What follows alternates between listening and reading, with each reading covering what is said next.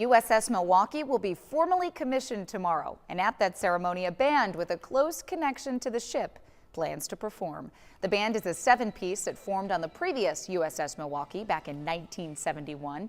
The group of musicians were all sailors on the supply ship. They quickly formed a band and started playing for their shipmates. The captain soon after allowed them to set up on deck and play for other ships too. Being a supply ship, we had ships come alongside all the time. And a lot of times he would have us just set up our equipment right on the main deck and face all our amps to the opposing ship right next to us and just entertain for an hour or so. And it was sure a lot better than working. I bet it was. Former band members are all back in Milwaukee now for a reunion. They'll play before the dinner at the new USS Milwaukee's commissioning. That's tomorrow. Now to a developing story. Investigators are still trying to figure out what caused a deadly crash near Brown Deer. Police say speed may have been a factor. The crash happened yesterday after an SUV smashed into a brick sign at Teutonia and Dean Street. One man died. Witnesses say a woman in the backseat jumped out. They said she screamed about a baby inside.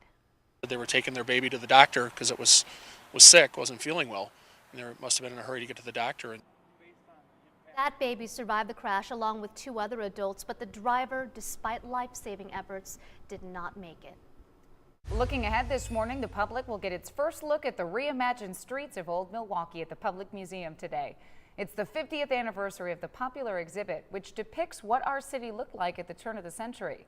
Today, the museum is hosting Paint the Town Red, an adults-only preview party that will delve deeper into the seedy underside of the early 20th century. From prostitution to old-time medical remedies, topics not usually discussed on the streets of Old Milwaukee will be showcased. Guests have to be 21 years and older to attend. The event runs from 6:30 to 9:30 and costumes are encouraged. Okay, welcome back. 4:50 is the time on this Wednesday. Middle of the week, come day already. And we have some snow to go around the edges here. Actually, kind of a lot. We shot some video overnight of the snow flying in West Allis. Take a look. It's collecting mainly in the grassy surfaces and your car. You're going to have to brush things off. Not really the roads per se, but watch the bridges and overpasses. Again, they freeze first, and we have temperatures just a smidge below freezing in a lot of places. So that is a concern. A fire did significant damage to their home. The fire broke out before midnight at 10th and Madison. The Milwaukee Fire Department says two people were able to get out safely, and this house did have working smoke detectors. It's believed that fire started in an empty space between the second floor and the attic. It caused about $70,000 worth of damage. The Red Cross is now helping that family. Concordia University officials say classes will be in session today, despite a stray bullet shattering a window at its Milwaukee Center campus last night. Police say the shots were fired from a nearby parking lot. A bullet hit a front glass window at the Concordia University Satellite Center. That's on North 56th Street. It ended up in an empty classroom. The building was placed on lockdown temporarily. That was until police gave the all clear. Police do not believe the school was targeted. Special Olympics teamed up with the Milwaukee Bucks for a celebrity bowling event in Glendale. The event pairs familiar faces from the Bucks with athletes from Special Olympics Wisconsin. And point guard Michael Carter-Williams led bowling with the Bucks at Pinstrikes. That's near Bayshore Town Center. The event raises money through lane partnerships and on-site auctions.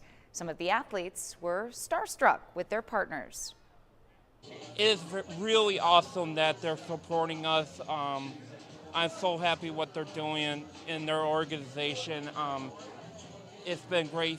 They do so much for their community around here in Milwaukee. You know, I think it's very important for one to, not only give back to the community, but, give back to, Special Olympics and interact with them and, show some appreciation for, the things that they do because, when I play, I get so much love from the crowd and a lot of people. It's important that they get recognized for what they're doing.